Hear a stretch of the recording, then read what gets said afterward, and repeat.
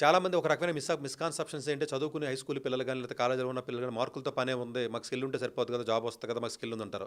Skill ఉందన్న ప్రతి ఓడు కూడా స్కిల్ ఉన్నవాళ్ళు కాదు వాళ్ళు. జస్ట్ ఈ మార్కులు రాకపోవడం వల్ల బద్ధకంతో, లేజీనెస్తో, చేతగానితనంతో స్కిల్ నాకు ఉంది అని తప్పించుకునే ప్రయత్నంలో మాట్లాడే మాట కింద దీన్ని చూడాలి. Point number 1.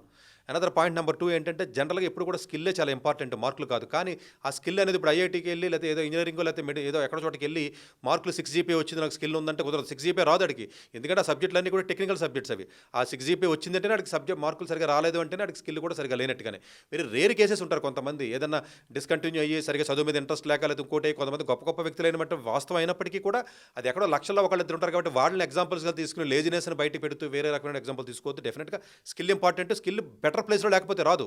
ఇప్పుడు ఎంతోమంది స్కిల్ నేర్చుకునే అవకాశం ఉన్న స్కిల్ అనేది ప్లేస్ బట్టి, ఆపర్చునిటీ బట్టి, కాలేజీ బట్టి, ఫ్యాకల్టీ బట్టి, అక్కడ ఉన్నటువంటి పీర్ గ్రూప్ బట్టి, అక్కడ ఉన్న అవకాశాలు ఇవన్నీ కూడా స్కిల్ని తీసుకొస్తాయి తప్ప ఒక గదిలో ఉండి నాకు స్కిల్ వస్తుంది అంటే స్కిల్ రాదు. అలాగని ఒక ఎగ్జామ్కి ఏదో ఏదో బట్టి కొట్టి 4 మార్కులు నేర్చుకుంటే మనకి జేఈ ర్యాంక్ వస్తుందంటే ర్యాంక్ రాదు. ఇప్పుడు జేఈలో ఎలాగైతే మార్కులు వచ్చి ర్యాంక్ రాకుండా ఎలాగైతే ఉందో రేపు పొద్దున ఇంజనీరింగ్లో కానీ ఇంకో దాంట్లో కానీ డెఫినెట్గా స్కిల్ అనేది అవసరమే.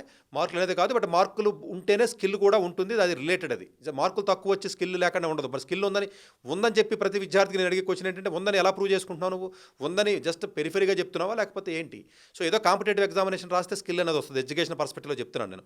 సో ఏదో ఒక ఎగ్జామ్ హై స్కూల్లో ఉన్న పిల్లలు 6వ తరగతి నుంచి 12వ తరగతి వరకు ఎన్నో ఎగ్జామ్స్ ఉన్నాయి.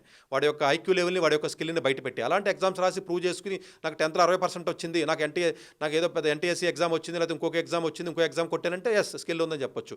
ఆ రేంజ్ ఆఫ్ ఎగ్జామ్ కొట్టినోడికి ఈ మార్కులు తక్కువ రావు. జనరల్గా ఇవి కూడా ఎక్కువే వస్తాయి. అందు గురించి అంటే జనరల్గా స్కిల్లే చాలా ఇంపార్టెంట్ అయినప్పటికీ కూడా మార్కులతో కూడినటువంటి స్టూడెంట్స్, సీరియస్గా ఉన్న స్టూడెంట్స్ జనరల్గా స్కిల్ వచ్చే అవకాశాలు ఉంటాయి. May not be true for all the cases, but డెఫినెట్గా ఆ విషయంలో మార్కులు నెగ్లెక్ట్ చేయొద్దు. బట్ స్కిల్ మీద ఫోకస్ పెట్టండి. స్కిల్ మీద ఫోకస్ పెట్టాలన్నా కూడా అవకాశాలు, ఆపర్చునిటీ, ప్లేసు ఇవన్నీ కూడా చాలా చాలా అవసరం. చిన్న చిన్న ప్లేసుల్లో ఉండి స్కిల్ రావాలంటే వచ్చే అవకాశాలు చాలా తక్కువ ఉన్నాయి.